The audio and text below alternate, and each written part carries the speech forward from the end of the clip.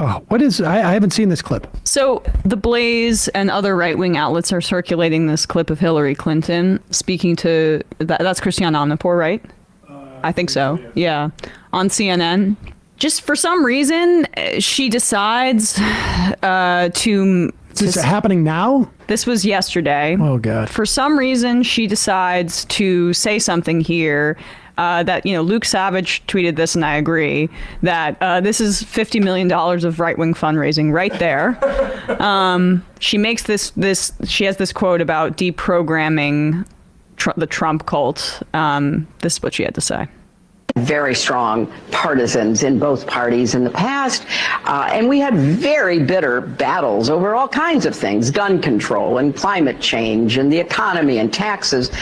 But there wasn't this little tail of extremism wagging the dog of the Republican Party as it is today. Mm-hmm. And sadly, so many of those extremists, those MAGA extremists, take their marching orders from Donald Trump, who has no credibility left by any measure. He's only in it for himself. He's now defending himself in civil actions and criminal actions. And when do they break with him? Because at some point, maybe there needs to be a formal deprogramming of the cult members, but something needs to happen. And how do you... Formal deprogramming of the cult members. I'm sorry. She has to have more responsibility when she speaks. Like the deplorables comment or whatever, I actually didn't have a problem with that. But she has to understand that when she goes on like, and I don't even know what she's promoting here.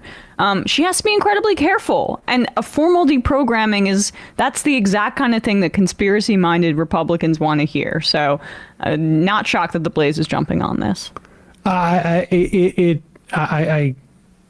It's inexplicable as to why there can't be. I mean, honestly, like, she's allowed to speak like anybody is. Right. But we're allowed to say I'm not being censorious, but it is incredibly unhelpful is like the understatement of the year. Yep. And if she wants to speak, why not just wait until, like, I don't know, December of 2024. Or she can speak on her podcast, or she can speak in like the multiple fluff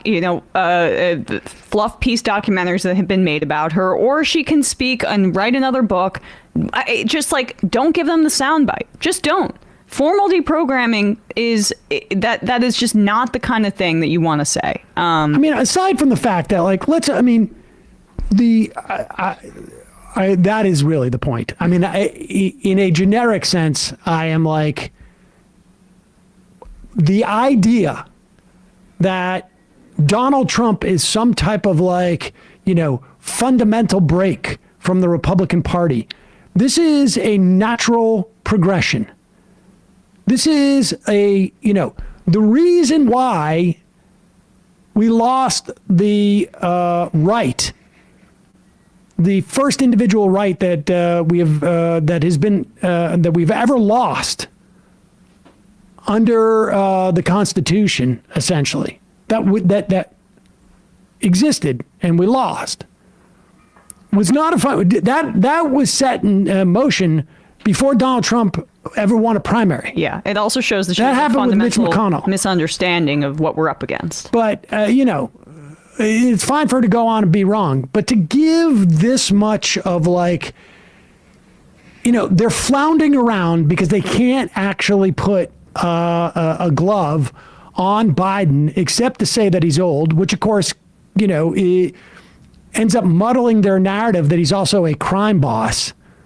Like, he's either completely ineffectual or he's a crime boss. He can't be both. That's kind of the fascist playbook, right? The enemy is both weak and strong at the same time. But in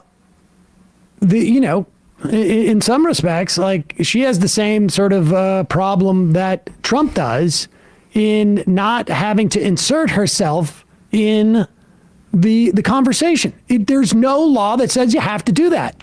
Yeah, but the thing I just don't understand is how she has these gaps as a communicator, and she's been in politics a very long time. So, she's either ignorant, I would say, of the impact that kind of thing makes, or she just doesn't care. And that's always been the issue with her, is that she talked about how Trump puts himself over everybody else. Hillary Clinton has often put herself over everybody else. Absolutely. And that is the she never took accountability for her loss. And she still tries to flex her muscle and wield her influence within the Democratic Party outside of it. And it's so self-serving too. Yeah, I can't wait for her to no longer have the influence. And I think, luckily, some Democrats do understand that her entire approach just oozes losing. And it's... Cole from Michigan says, are we really pretending these nuts need Hillary to say something, something to be nuts? Or say nothing to be nuts? They didn't need her to say deplorables either, but they still dined on that. Well, the point is, the point is that she's not adding anything. Yeah. This is it's like there is nobody voting. There's nobody who's going to listen to Hillary Clinton who's not already voting for Joe Biden. Mm-hmm. Okay? They are stalwart Democrats. They have every reason to vote for Joe Biden. We don't need, you have a certain responsibility. I mean, we make the argument on this program that even tiny YouTubers, the